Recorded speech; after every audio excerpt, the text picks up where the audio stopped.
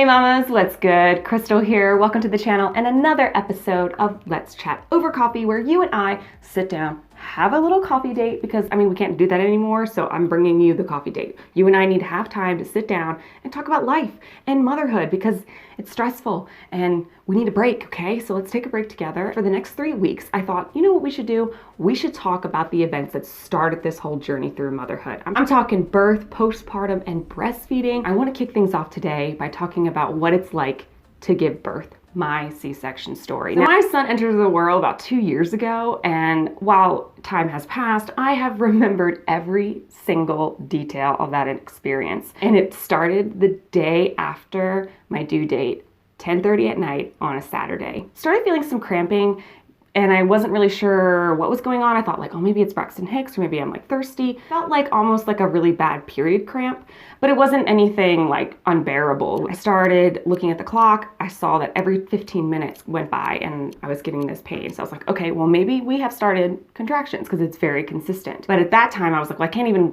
wake my husband, who was like asleep next to me, and I was like kind of jealous. I was like, would it be nice to have rest right now, especially if we're about to start this, whole journey down labor. So I roughed it out all night long. Like morning rolls around, he wakes up and he's like, good morning. And I'm like, oh yeah, I'm like in labor. And he's like, why didn't you tell me? And I'm like, well, we can't go anywhere. My contractions are like 10 minutes apart. The pain's not that bad.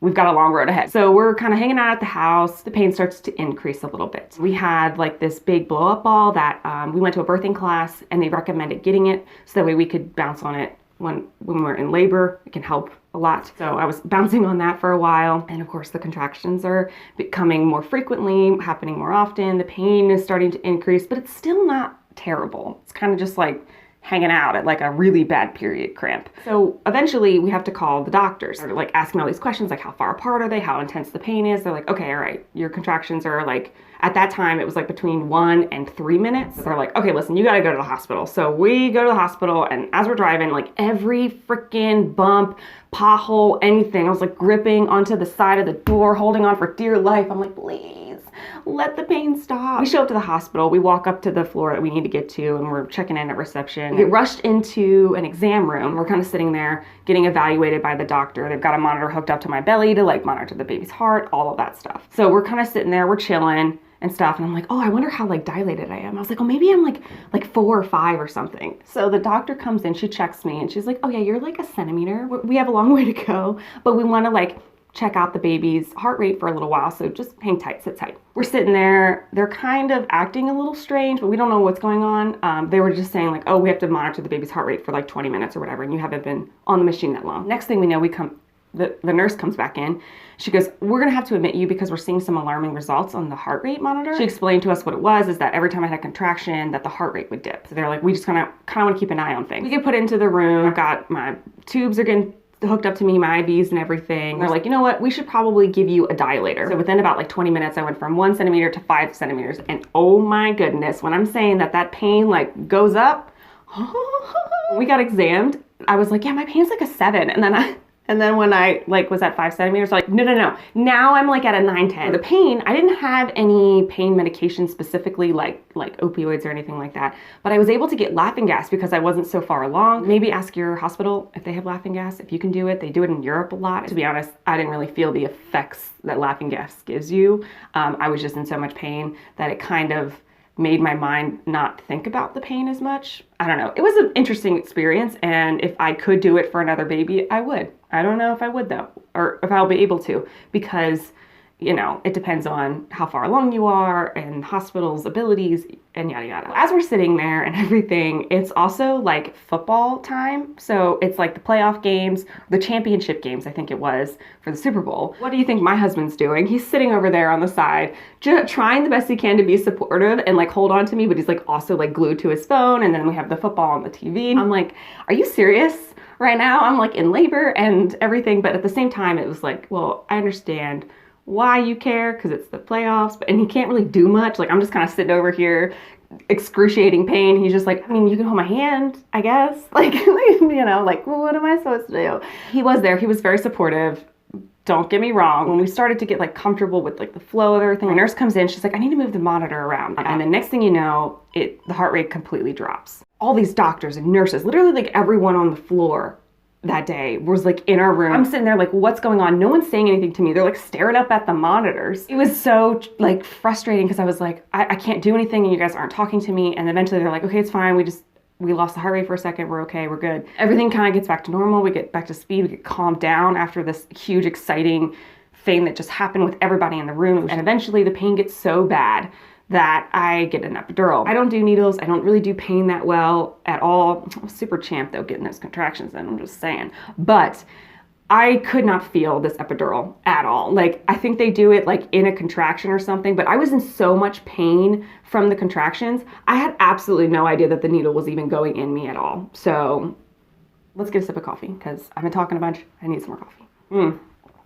Oh, if you guys are liking this video, if you like this little story tale, give me a thumbs up because that helps me out a lot. So, all right, back to the story. Where were we? So after the epidural and everything, it kicks in. I'm kind of can't feel anything down below. My nurse is like, hey, listen, let's try to get you some rest. Let's get you like maybe an hour or two or something. So my husband and I try to go to sleep, but the heart dips are still happening. And then the nurse comes in, turns the lights on, and is like, so the doctor's gonna come in and talk to you. She comes in. She sits down and she's like, okay, so I think right now our best course of action is to get you into surgery right now and get the baby out. I wasn't ready for this. I was not prepared to have this happen to me. I'm just like starting to shake and like completely like vibrate. Of course, my husband and I are both like crying at the same time, and they're like, well, we're gonna get you into surgery like right now. We gotta get going. There's no one in there. We gotta get you in there. So literally I like signed the papers and they like started pushing my hospital bed right to the OR, and they're like throwing garments at my husband. They're like, here, put this on. You need to get dressed or whatever. And so him and I like hug and kiss before, I get wheeled away. The next couple events were just so vivid. Like I remember going down the hallway, going through into the room. And at this point, I'm like losing it. I'm having a panic attack. I'm like, and they strap you to this bed. So like my anxiety is like going up even higher. And so I'm sitting there, my husband's not there. The anesthesiologist was a sweetheart. She was like, listen, everything's gonna be all right. We're gonna be able to help you, take deep breaths, relax, deep breathe. She's like helping. They're like, working on getting the equipment all set up and everything. I'm getting jostled around, put the little tent up right here. And I'm just like sitting there and I'm trying to breathe. And I look up at the lights, and in the lights, I could see everything past the sheet. So I was like, okay, do not look at the lights throughout this whole thing. And eventually my husband comes back in, and before he even like fully put his butt in the chair, they were already cutting into me. He was like, yeah, they were like slicing you up as soon as I walked into the OR. I start getting shaked on the table like a lot. So they're like, okay, baby's out. It's silent for about maybe 15 seconds. It felt like the longest 15 seconds. I was looking at my husband, we're crying. We're like, wait, we don't have the baby. He's not crying. He's not crying. He's not crying. The next thing you know, there he goes off the rails. And I will remember that squeal that first time, like, oh my God, it was this huge relief. I was like, oh my God. As soon as the baby was out, they started jostling me around again, like really violent, like super violent. My husband gets to go and cut the umbilical cord, and I'm starting to be like, okay. I started freaking out again because here I am like open wide on the table, and the anesthesiologist is like, do you want some anxiety medication? And I said, yes, because I was losing it. I was freaking out. And I was like, I cannot calm down. I'm losing it. And I really wanted to do skin to skin. It was like a huge thing for me. Everyone was talking about how amazing it was and all the benefits from it. So they were able to give my son to me to do skin to skin, but I really don't remember it at all, which was kind of disappointing for me. Because those are like those first few moments that you get to have with your child. And there I was strapped to a table, and I could only hold him for like a little bit before I like started to like I knew he was there, but like it's very foggy memory that I have. And I don't remember them taking him off of me, nothing. I eventually passed out at that point, and I woke up.